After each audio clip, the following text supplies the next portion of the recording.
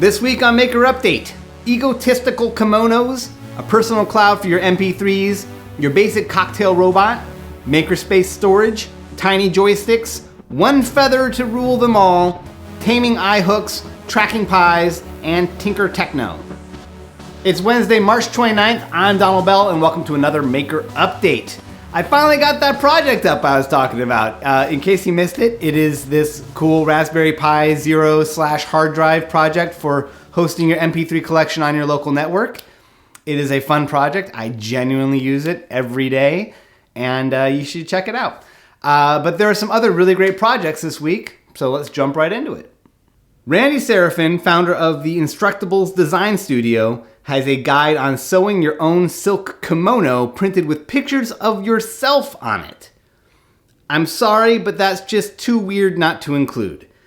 So this is part sewing machine tutorial using a free downloadable pattern, and part guide for having fabric custom printed for you. Randy got his fabric from Spoonflower, which has a number of different printable fabric options aside from silk. Personally, I'm more excited about the custom print fabric than about the kimono itself. It got me thinking about like a Hawaiian print shirt. That was the idea. Like a Hawaiian print shirt with pictures of me wearing other Hawaiian print shirts. How cool would that be? Be like a turducken of tackiness. Speaking of tiki, on MakeZine I found this approachable guide to making a basic cocktail robot using our Arduino Uno and aquarium pumps. This particular barbot is set up to make a somewhat bastardized version of a Mai Tai, which by the way is the official cocktail of Oakland, California, where it was invented. But if Mai Tais aren't your thing, there's no reason you couldn't swap out the bottles for a different drink and adjust the portions in the Arduino code. Now, I've been obsessed with cocktail robots for some time now, but there are two things I like about this particular project. One is that it's economical. It's an Arduino Uno, a bank of relays, some aquarium pumps, and some wood. Two, it's so boring looking. In a good way. Like, no offense, but my imagination just lights up thinking of all the ways to put my own stamp on this, starting with a proper tiki mug. I mean, no offense, but I genuinely like that this project leaves something to the imagination. Speaking of boring yet awesome, here is a Banker's Box storage shelf from the Omaha Makers Group. Up until now, this makerspace had been using mismatched assortments of plastic totes for storing members' projects, but it was expensive and inefficient. Their solution is to use inexpensive and ubiquitous Banker's boxes plugged into a tight shelving grid. The entire shelf is made from 2 sheets of plywood and 2 sheets of MDF. If you want to make something similar, they have a detailed cutting template that I'll include in the show notes. And finally, check out this 3D printed open sign that transforms into a closed sign. I spotted this on the Core 77 blog. It's based on a design by Yosuke Ikeda, who figured out a design that went from open to close. But obsessed with getting a D at the end, designer Matt Harrison figured out how to overlap an inverted D over the CL, and boom, open, closed. I love it. The full design, gears and all, is available as a set of 3D printable files over on Thingiverse. Time now for some tools and tips. There are 2 hot new boards from Adafruit this past week.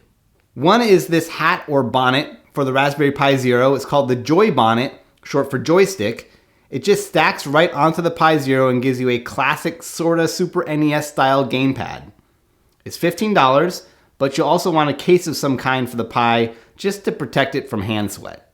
They've also got a brand new feather board with an awful name. It's the NRF52 Bluefruit LE. In spite of the name, this is actually the first feather board I'm really excited about. It works just like an Arduino, but it's small, fast, has lots of memory and built-in Wi-Fi and Bluetooth LE. So not only does it work with Adafruit's Bluefruit app for making custom smartphone interactions, but it also plugs right into the suite of feather wing shields that they've been developing over the past year. So you can add screens and lights and relays and audio output and motor control. Best of all, the board is just $25, so it's an easy choice over most of the Arduinos, and I'm looking forward to checking it out. On MakeZine, Gareth Branwin has his regular roundup of weekly tips. My favorite from this one is chucking a hook into a drill for quickly screwing in eye hooks. On Hackaday, I learned about the PiLocator.com. This site keeps track of what online retailers currently have the Raspberry Pi Zeros and Zero Ws in stock. It's been touch and go since the W came out, so this site comes in handy. Finally, I got an email from a friend, Johannes Lobeler, who I met back at Maker Faire Berlin in 2015. Back then, he showed me a demo of a project he called DaDa Machine that sends MIDI music sequences out to a handful of solenoids that knock into stuff. Well, he's launched it as a product now, just today on Kickstarter. It's beautiful, and it's made for makers and musicians, and you should check it out. Maker Fairs. We have 4 fairs this weekend, including Maker Faire UK, Simsbury, Connecticut, Stuttgart, Germany, Benicia, California, and I also noticed that Cambridge University is hosting a Pi Robotics challenge this weekend called Pi Wars as part of the Cambridge Raspberry Jam. That looks like fun. All right, and that's it for this week's show.